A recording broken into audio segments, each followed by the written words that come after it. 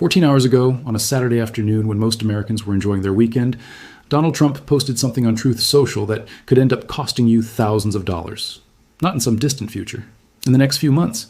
He threatened to impose a 100% tariff on every single product coming from Canada. 100%. That means if a Canadian company sells something to an American business for $100, the American business now pays $200, double the price, overnight. And this isn't about some minor trade partner. Canada is the largest trading partner of the United States. $760 billion in goods and services cross the border between our two countries every year. $760 billion, that's $2.7 billion every single day. More trade than the United States does with China, more than with Mexico, more than with the European Union. And Trump just threatened to cut it in half with a single tweet. The reason? Canada announced a trade partnership with China. Not a full free trade agreement, a strategic partnership that lowers tariffs on canola and allows some Chinese electric vehicles into Canada. Trump said on January 16th that this was exactly what Canada should be doing. 8 days later, on January 24th, he threatened to destroy $760 billion in trade over the exact same deal. This isn't normal political posturing. This isn't negotiating tactics. This is economic self-destruction, and you're going to pay for it. Because when the largest bilateral trade relationship in human history gets threatened with 100% tariffs, prices don't just rise, they explode. I'm going to show you exactly what happens when this tariff gets imposed. Not if, when. Because Trump has threatened tariffs before and followed through. And I'm going to walk you through which products hit your wallet first, how fast prices rise, and why this isn't just about Canada. This is about the systematic destruction of every trade relationship America has built over 75 years. Before we talk about what happens when the tariff hits, you need to understand what actually comes from Canada, because this isn't maple syrup and hockey sticks. This is the stuff your life depends on.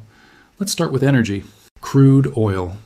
Canada is the largest foreign supplier of oil to the United States. 60% of all imported crude oil comes from Canada, 4.3 million barrels per day, every single day. At current prices, that's about $322 million worth of oil crossing the border daily. $117 billion per year. If Trump imposes a 100% tariff, that oil effectively costs double. The refineries in the Midwest and Gulf Coast that process Canadian crude have to pay twice as much. And they're not eating that cost. They pass it directly to you. Gasoline prices, diesel prices, heating oil, jet fuel, all of it goes up. Let me give you the math. The average American household uses about 656 gallons of gasoline per year. If gas prices rise by $1 per gallon because of the tariff, that's an extra $656 per year per household. But gas won't rise by $1. Industry analysts estimate a 100% tariff on Canadian oil would push prices up by $2 to $3 per gallon within weeks. $2 per gallon means your household pays an extra $1,300 per year just on gasoline. $3 per gallon means $1,968. That's before we talk about everything else that uses petroleum, plastics, chemicals, fertilizers. The price increases cascade through the entire economy, but oil is just the beginning. Let's talk about electricity.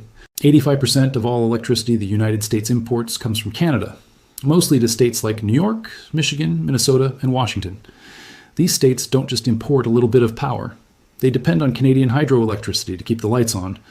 If the tariff makes that electricity cost double, utilities pass the cost to ratepayers. Your electric bill goes up. In some states, it could go up 20 to 30%. The average American household spends about $122 per month on electricity. A 25% increase means an extra $30 per month, $360 per year. So far, between gasoline and electricity alone, we're at over $1,700 per year in additional costs for the average household. And we haven't even touched the big ones yet. Lumber. 30% of all lumber used in the United States comes from Canada. The housing industry depends on it. If lumber prices double because of tariffs, the cost of building a new home goes up by an estimated $25,000 to $35,000. Not maybe. That's the direct calculation from the National Association of Home Builders. If you're trying to buy a house in the next year, congratulations. You just got priced out by $30,000. If you already own a home, your property value might actually go up because new construction becomes unaffordable and supply tightens. But if you're a first-time buyer, you're destroyed. And it's not just new construction. Lumber is used for repairs, renovations, furniture. All of it gets more expensive. Steel and aluminum. Canada is the largest foreign supplier of both. The auto industry, the construction industry, the manufacturing sector, all depend on Canadian steel and aluminum. If those prices double, car prices go up. Appliances go up. Any product made with metal goes up. The average new car uses about 2,400 pounds of steel and aluminum. If those materials cost double because of tariffs, the price of a new car increases by an estimated $3,000 to $4,500. Used car prices follow because demand shifts to the used market when new cars become unaffordable. So if you're planning to buy a car in the next 2 years, add $4,000 to your budget. If you're financing, that's an extra $70 per month on a 5-year loan at 6% interest. Over the life of the loan, you pay an extra $4,200. Uranium.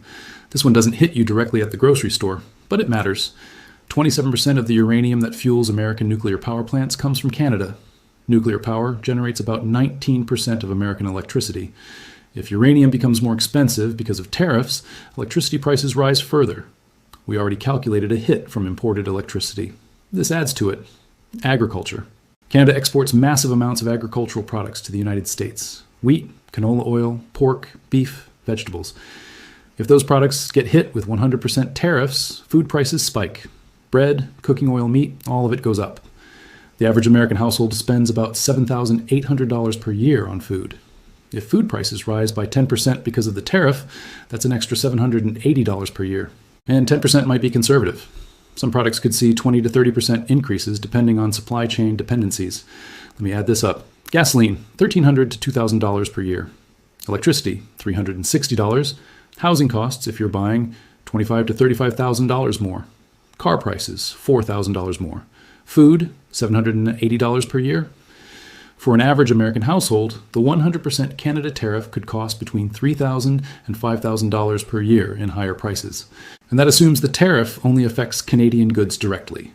It doesn't account for the broader economic disruption, the supply chain chaos, the retaliatory tariffs Canada will impose on American goods.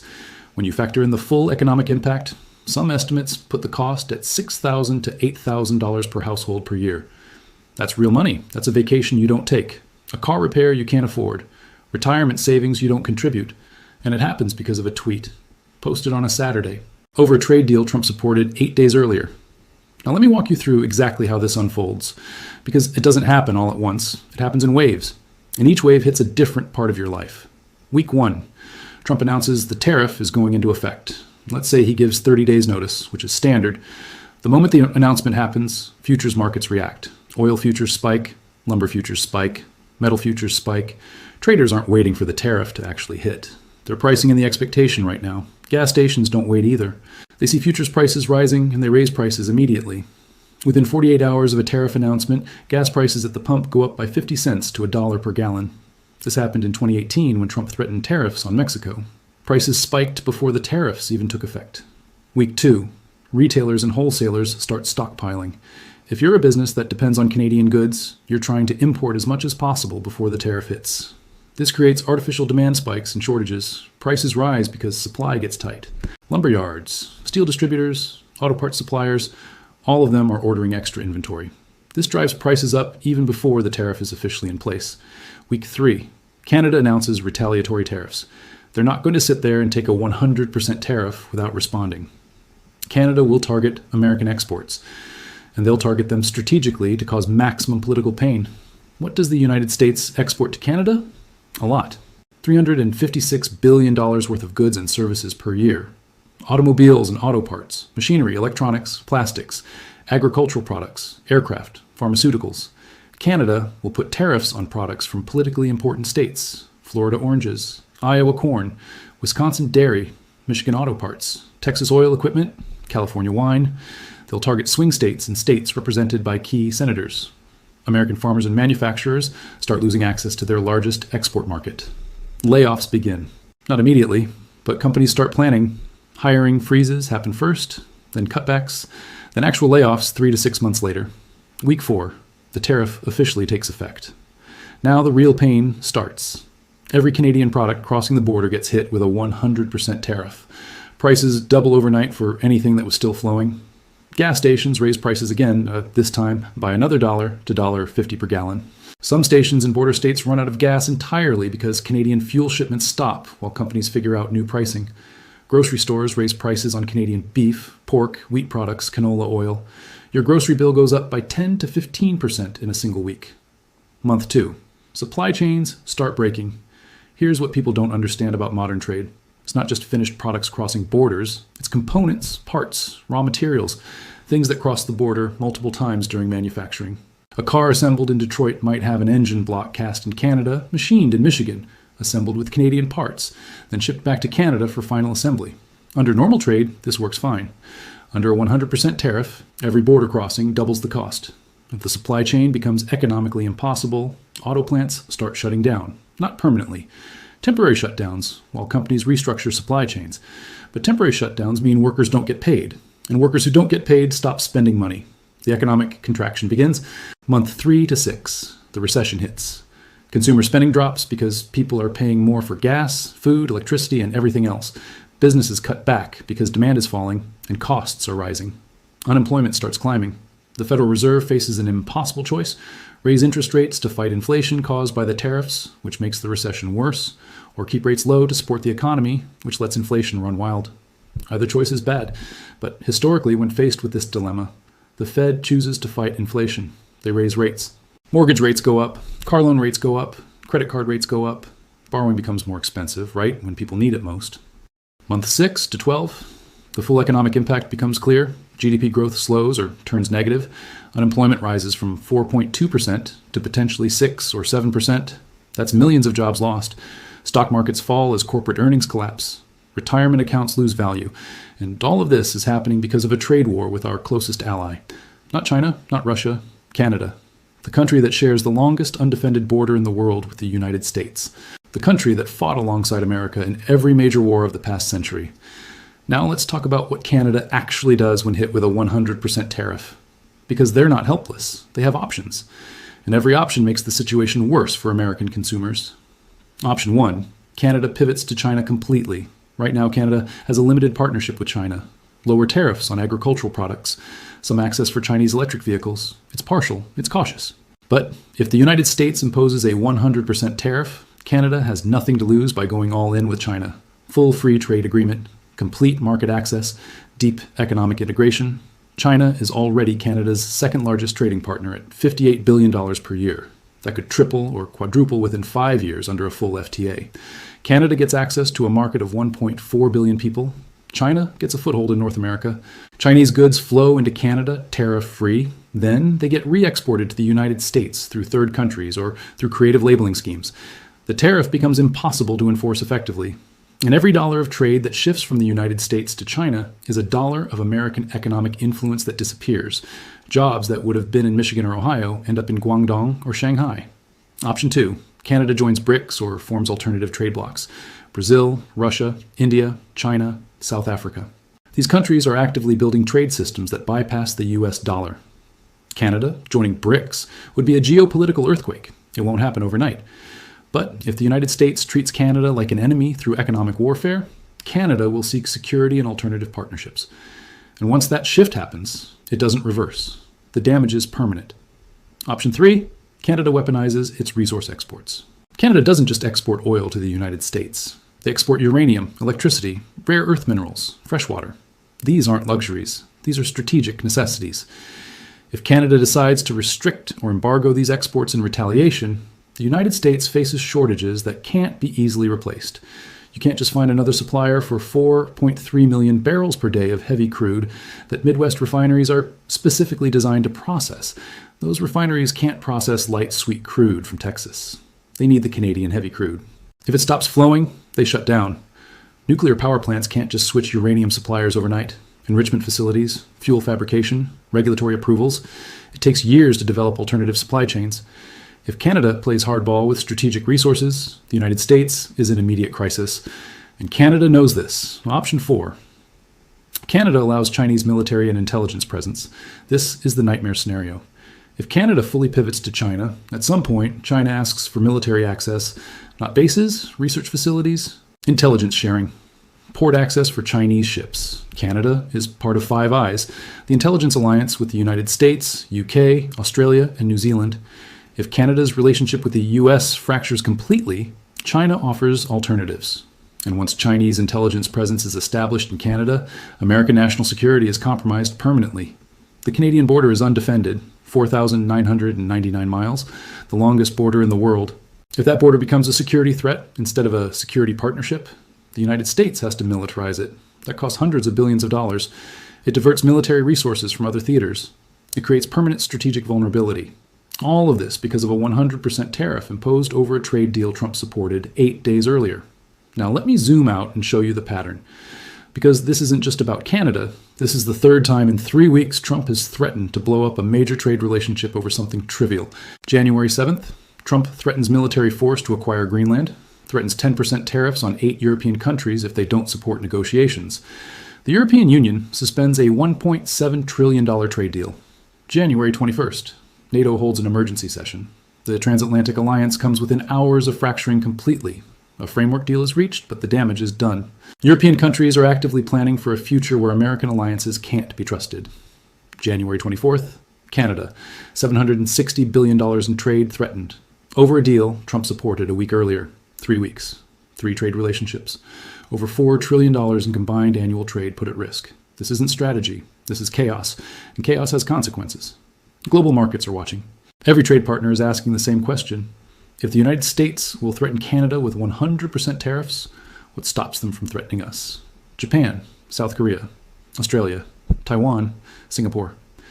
Every American ally that depends on trade with the United States is now building contingency plans, diversifying supply chains, seeking alternative partners, reducing dependence on American markets. This is exactly what China wants. China can't beat American alliances through military force or economic power. But they don't need to. They just need to wait for America to destroy those alliances itself. And Trump is doing the work for them. Every tariff threat pushes allies toward China. Every broken promise, every sudden reversal, every weakened tweet that upends decades of partnership, it all benefits Beijing. China is offering an alternative. The Belt and Road Initiative, the BRICS currency system, the Asian Infrastructure Investment Bank, alternative payment systems that bypass the dollar. China doesn't ask allies to choose between Washington and Beijing. They offer a hedge, diversification, options, and increasingly, allies are taking those options, not because they prefer China, because they can't trust America anymore. And let's bring this back to your personal finances, because that's what actually matters, not geopolitics, not trade theory, your wallet. If the 100% Canada tariff gets imposed, here's what you need to do immediately. First, fill your gas tank now, today, before prices spike. If you have vehicles that aren't full, fill them. If you have gas cans for lawnmowers or generators, fill those too. Gas prices rise first and fastest when tariffs get announced. Second, delay any major purchases that depend on Canadian materials. Don't buy a car in the next 6 months. Don't start a home construction or renovation project. Don't buy appliances. Prices are about to spike by 20 to 40% on anything made with Canadian steel, aluminum, or lumber. If you absolutely need to buy, do it in the next 2 weeks before the tariff takes effect. Lock in prices now. Third, refinance your mortgage if you have adjustable rate debt. The Federal Reserve will likely raise interest rates to fight inflation caused by tariffs. If you have an adjustable rate mortgage, a home equity line of credit, or variable rate loans, refinance to fixed rate now while rates are still relatively low. Fourth, shift retirement investments away from sectors exposed to trade disruption. Auto manufacturing, home building, retail. These sectors get crushed when trade wars hit. Move toward defensive sectors, utilities, consumer staples, healthcare. Things people need regardless of economic conditions. Fifth, build cash reserves. When recession hits, job losses accelerate. Having 6 to 12 months of expenses and liquid savings gives you a buffer. Don't keep it all in one bank. FDIC insurance covers $250,000 per depositor per bank. If you have more than that, spread it across multiple institutions. Sixth, avoid new debt. Do not finance a car right now. Do not open new credit cards. Do not take out personal loans. Interest rates are rising and economic uncertainty is increasing. Debt becomes very dangerous very quickly when income becomes unstable. Seventh, if you work in trade-exposed industries, update your resume and start networking. Auto manufacturing, logistics, import-export, anything dependent on cross-border trade. Your job is at risk, not immediately. But within 6 to 12 months, layoffs start. Don't wait until you get a pink slip. Start looking now while you still have income. Eighth, consider geographic diversification if you're in border states. This sounds extreme, but hear me out. If you live in Michigan, Ohio, or any state where the economy depends heavily on Canadian trade, your entire regional economy could contract. Property values fall, job markets weaken, tax revenues decline, state and local governments cut services. It's a downward spiral. If you have flexibility to relocate to less exposed regions, this is the time to consider it. Ninth, stock up on non-perishable goods that depend on Canadian imports. Canned goods, dry goods, anything with a long shelf life. Not hoarding. just buying 3 to 6 months worth instead of 1 month. Prices are going up. Lock in current prices on things you'll need anyway. 10th, talk to your employer about the company's exposure to tariffs. If your company imports Canadian materials or exports to Canada, they're about to get hit hard. Ask management directly. What's the plan? How exposed are we? Be prepared for evasive answers, but ask anyway. Now, let me explain why this pattern keeps repeating. Why Trump keeps threatening massive tariffs and then sometimes backing down and sometimes following through. Because there's a method to the madness, even if the method is insane. Trump views tariffs as leverage. He threatens them to force concessions. Sometimes it works. Mexico agreed to deploy troops to their southern border to stop migration after Trump threatened tariffs in 2019. China made some agricultural purchases after tariff threats during his first term. But here's the problem. Leverage only works if the threat is credible and if there's a clear ask. The Canada situation fails both tests. The threat is credible. Trump has imposed tariffs before. He'll do it again. But there's no clear ask. What does Canada need to do to avoid the tariff? Cancel the China deal? But Trump supported that deal 8 days ago. Renegotiate USMCA? That was just renegotiated in 2020. There's no clear pathway to de-escalation, which means even if Canada wants to comply, they don't know how. So the tariff probably gets imposed, and once imposed, it's politically difficult to remove because Trump can't admit he made a mistake. The second reason this keeps happening is domestic politics. Tariffs poll well with Trump's base. Protecting American workers, standing up to foreign countries. It sounds strong. It sounds like America first. But polling and policy are different. People like the idea of tariffs until they pay higher prices. Then support collapses. We saw this in 2018 and 2019 during the China trade war. Initial support was high. But as prices rose, support dropped dramatically. The problem is there's a lag. It takes months for higher prices to show up in household budgets. By the time people connect the dots, the tariff is already in place. The third reason is nobody in Trump's inner circle will tell him this is a terrible idea. The advisors who understand trade and economics have either left or been sidelined. The people who remain are yes men who tell Trump what he wants to hear. And what Trump wants to hear is that tariffs work, that allies are taking advantage of America, that tough trade policies will bring jobs back and make America great again. The reality is tariffs are taxes. They're paid by American importers and passed on to American consumers. They don't bring jobs back. They raise prices, reduce consumer spending, trigger recessions, and destroy alliances. But nobody in the room is saying that, so the threats keep coming. Let me bring this full circle. On Saturday, January 24th, 2026, Donald Trump threatened to impose a 100% tariff on Canada. $760 billion in annual trade put at risk. The largest bilateral trade relationship in the world jeopardized over a deal Trump supported 8 days earlier. If this tariff gets imposed, gas prices spike by $2 to $3 per gallon within weeks. Electricity bills go up by 20 to 30%. Lumber prices double, adding $30,000 to the cost of a new home. Car prices increase by $4,000. Food prices rise by 10 to 20%. The average American household faces $3,000 to $8,000 in additional costs per year. Jobs are lost as supply chains break and retaliatory tariffs hit American exporters. Recession follows within 6 months, and Canada pivots to China permanently. The geopolitical damage irreversible. This is the third time in 3 weeks Trump has threatened to destroy a major trade relationship. Greenland, Europe, now Canada. Over $4 trillion in combined trade at risk. The pattern is clear. American alliances are being systematically destroyed. Not by enemies, but by self-inflicted economic warfare. And you're going to pay for it in higher prices, in lost jobs, in a weaker economy, in a more dangerous world where America stands alone because every ally has been threatened, bullied, or abandoned. The 100% Canada tariff threat is real. The economic consequences are calculable. The timeline is measured in weeks, not years. If you found this valuable, subscribe now. This story is developing in real time. The tariff could be announced tomorrow or next week. And when it happens, you'll want to know exactly what to do. $760 billion in trade at risk, your wallet in the crosshairs. The choice between paying attention or paying the price. Thanks for watching.